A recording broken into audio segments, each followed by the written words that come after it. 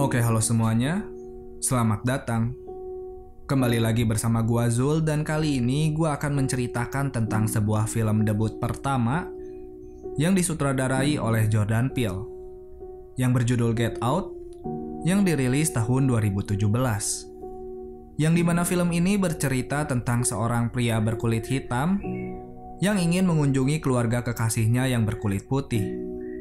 Tapi tanpa diduga, mereka yang sudah berada di sana malah menemukan hal-hal aneh terhadap lingkungannya itu. Dan tentu saja film ini sangat-sangat mengerikan. Jadi sang sutradara memfokuskan adegan mengerikan tersebut melalui percakapan, suasana, dan tentu saja ekspresi muka. Tanpa embel-embel jump scare lebay di dalamnya. Ya udah, tanpa basa-basi lagi, mari gua mulai ceritanya. Belum apa-apa, kita diperlihatkan kepada seorang pria berkulit hitam yang sedang berjalan menyusuri jalanan. Namun tiba-tiba saja sebuah mobil putih berhenti di dekatnya. Merasa tidak beres, pria itu kemudian balik arah untuk pergi dari sana. Tapi tiba-tiba ternyata pengemudi mobil itu sudah tidak ada di mobilnya. Dan malahan menculik si pria berkulit hitam tersebut dan memasukkannya ke dalam bagasi mobil. Kemudian adegan berpindah kepada seorang pria berprofesi sebagai fotografer. Dan orang itu adalah Chris. Dia mempunyai seorang pacar perempuan bernama Rose, yang ternyata mereka sedang bersiap untuk pergi mengunjungi rumah orang tuanya Rose. Di sana Chris merupakan orang kulit hitam, merasa tidak nyaman karena kekasihnya itu belum pernah mengatakan kepada orang tuanya kalau Chris adalah pacar pertamanya sebagai orang kulit hitam. Tapi Rose sebagai pacarnya meyakinkan kembali kepada Chris bahwa orang tuanya akan menyukai dirinya. Hingga pada akhirnya mereka sedang dalam perjalanan, dan setelah Chris menelpon temannya yang bernama Rod, di sana mereka tanpa sengaja menabrak seekor rusa yang menyebabkan mereka harus berhadapan dengan seorang polisi. Tapi di sana lagi-lagi polisi itu tampak melakukan diskriminasi stigma kepada Chris. Tapi Rose yang merupakan orang yang baik hati membela pacarnya tersebut. Lalu akhirnya mereka sampai juga di rumah orang tuanya Rose. Di sana mereka disambut dengan baik oleh keluarganya, yang terdiri dari ayahnya bernama Dean, ibunya bernama Missy, adiknya yang akan kita lihat nanti bernama Jeremy. Di sana Chris diajak berkeliling oleh ayahnya Rose. Dean juga bercerita tentang foto-foto keluarganya, yang ternyata kakek Rose merupakan seorang pelari. Dean juga memperkenalkan kedua pelayannya yang bernama Georgina dan Walter. Di sana kemudian mereka duduk bersama untuk saling bercerita. Bahkan ibunya Rose yang merupakan seorang psikiater menawarkan bantuan kepada Chris untuk menghentikan kebiasaan merokoknya itu dengan cara metode hipnotisnya. Tetapi Chris menolak dengan lembut tawaran itu. Malamnya mereka mengadakan makan malam bersama. Di sana mereka bersenang-senang, bahkan Chris sudah merasa nyaman dengan keluarganya Rose. Lalu saat Chris dan Rose sudah berada di kamarnya, di sana mereka bermesra dengan hangatnya. Tapi sayangnya waktu di tengah mereka sedang tertidur, Chris terbangun dan memutuskan untuk pergi ke halaman untuk menghisap rokoknya. Tapi di sana Chris terkejut ketika dia bertemu dengan tukang kebun yang berlari cepat ke arahnya. Tapi kemudian langsung berbelok ketika sudah berada di dekatnya. Dan belum sampai situ saja, ketika Chris berbalik arah, dia menemukan Georgina yang sedang berdiri di depan jendela. Layaknya seorang perempuan yang sedang bercermin mengagumi keindahan wajahnya.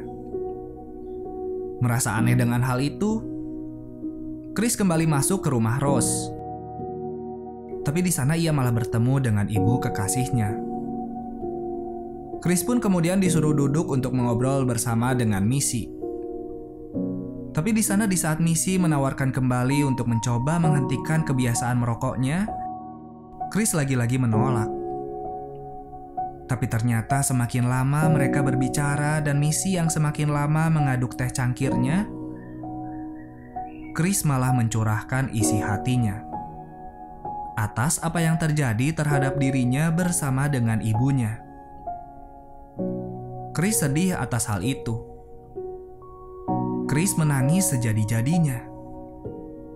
Dan tanpa ia sadari, ternyata Chris sudah masuk ke dalam alam bawah sadarnya lebih dalam lagi. Dan saat terbangun, ia sudah berada di kasurnya dan bertanya-tanya apakah kejadian barusan itu nyata atau hanya mimpinya. Tapi yang pasti adalah HP-nya sekarang harus dicas terlebih dahulu. Setelah itu, Chris pun kembali berkeliling sambil memotret keadaan lingkungan sekitarnya. Chris memang seorang fotografer handal yang dapat memfoto apa saja di mana saja. Tapi di saat ia kembali lagi ke rumah Rose, di sana ia bertemu dengan kedua pelayan Rose. Yang lagi-lagi, mereka bersikap aneh dan tampak tidak wajar sebagai manusia pada umumnya.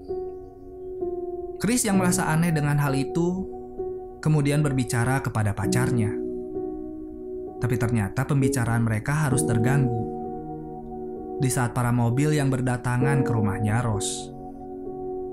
Ternyata memang di hari itu akan diadakan pertemuan keluarga besar keluarga Rose bersama dengan keluarga lain dan teman-temannya. Acara itu memang sangat berjalan dengan begitu hangat dan menyenangkan. Bahkan Chris yang diajak berkeliling oleh kekasihnya disambut dengan baik oleh para tamu di sana. Satu demi satu, Chris berkenalan dengan orang yang baru. Tapi yang sama di antara perkenalan itu, mereka selalu memegang atau membahas tentang tubuhnya Chris. Dengan kameranya lagi, Chris kembali mengabadikan momen-momen dan melihat seorang pria berkulit hitam. Dan di saat ia mendekatinya untuk berkenalan, lagi-lagi pria itu bersikap aneh atau tidak wajar di depan Chris. Entah apa yang terjadi. Tapi yang pasti Chris tahu bahwa ada yang tidak beres dengan orang kulit hitam di keluarga besar kekasihnya.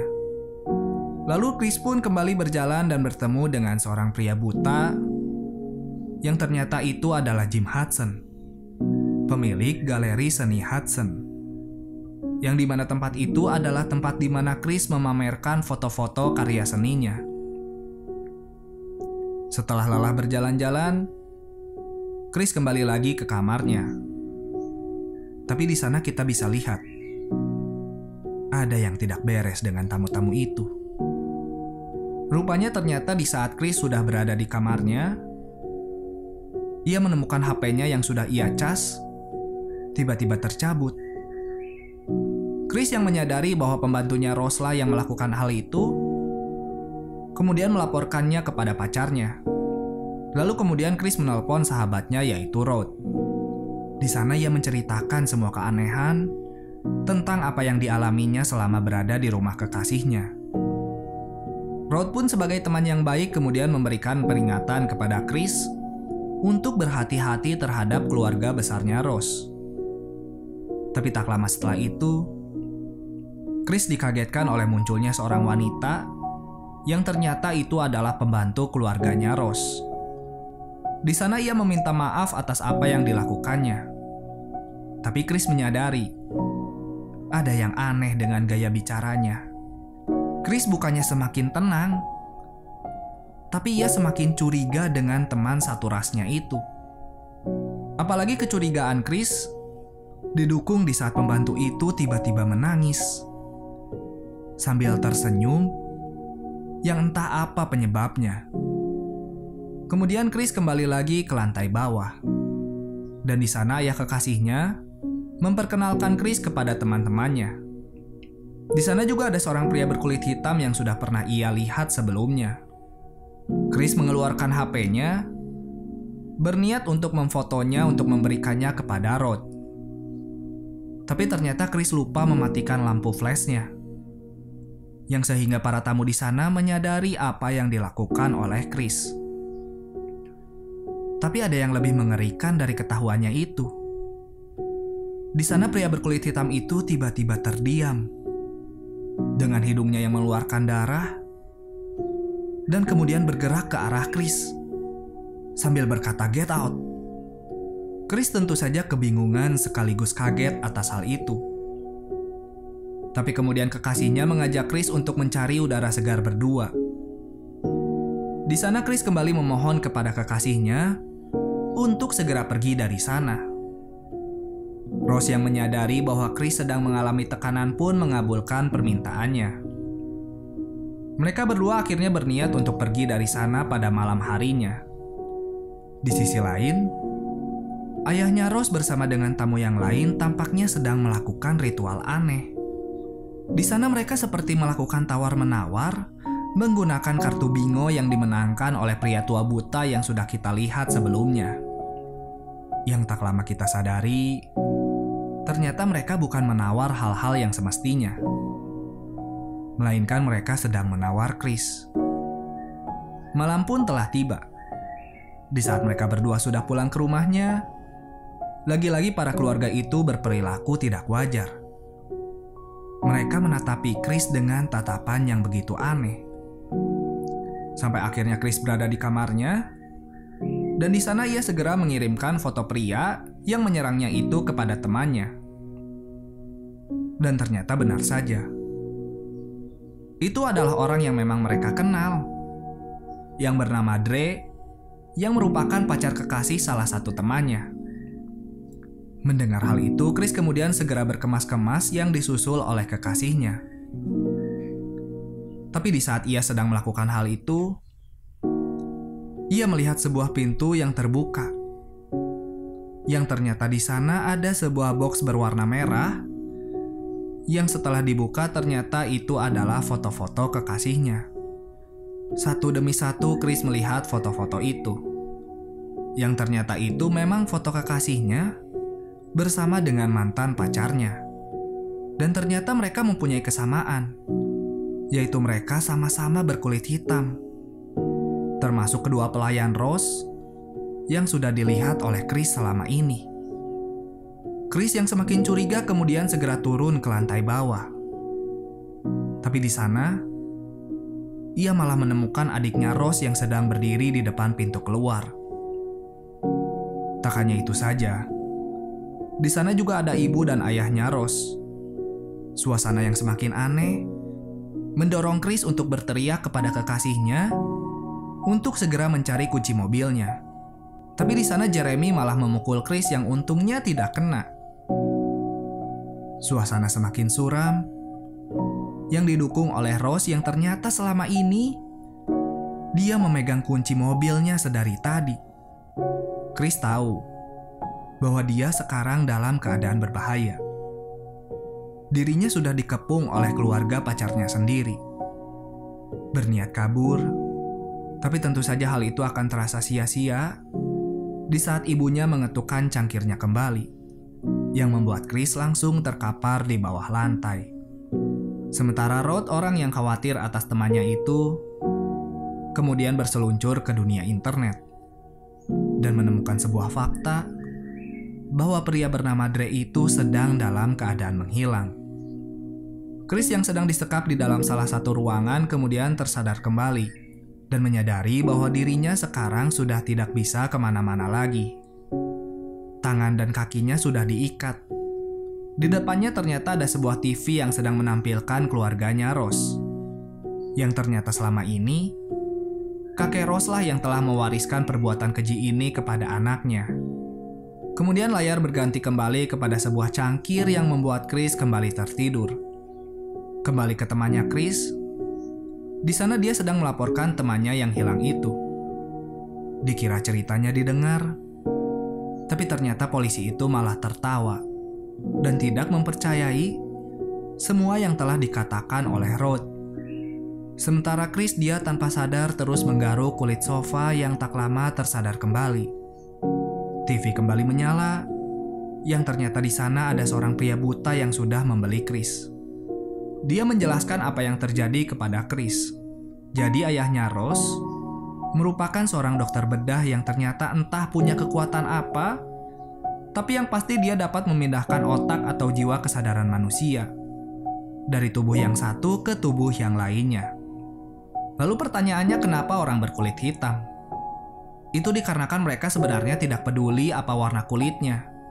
Yang mereka inginkan hanyalah kekuatan dan tubuh yang sehat.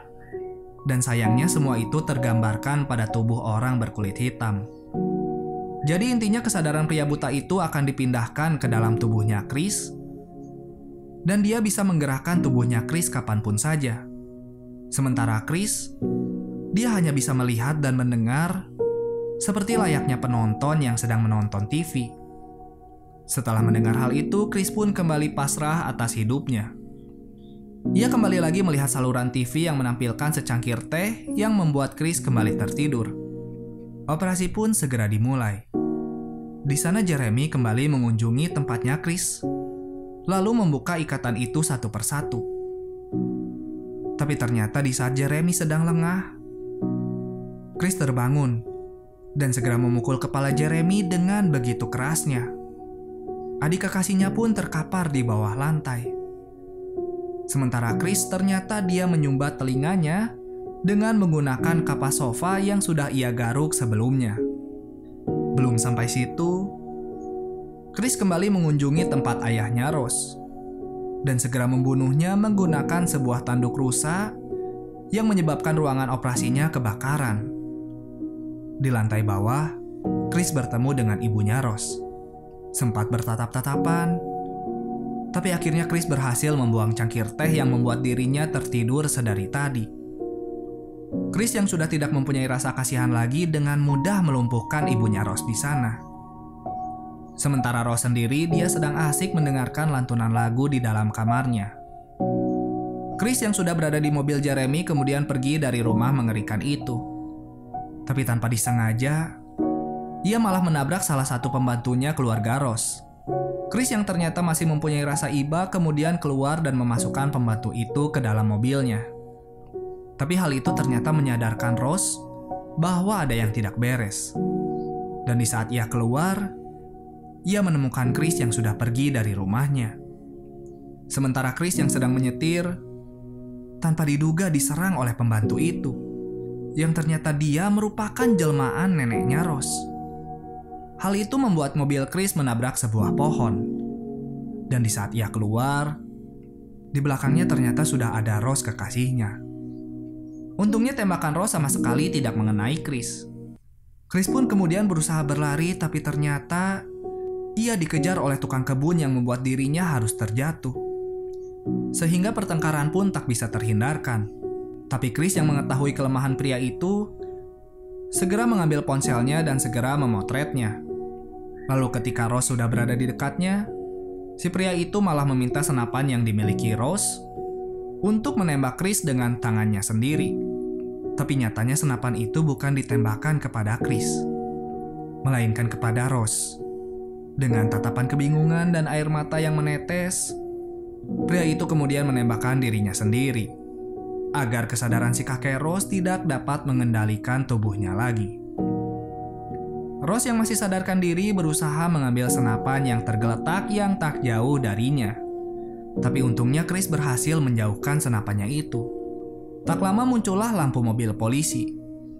Rose yang menyadari hal itu kemudian berpura-pura meminta tolong agar dirinya dikira sebagai korban penembakan.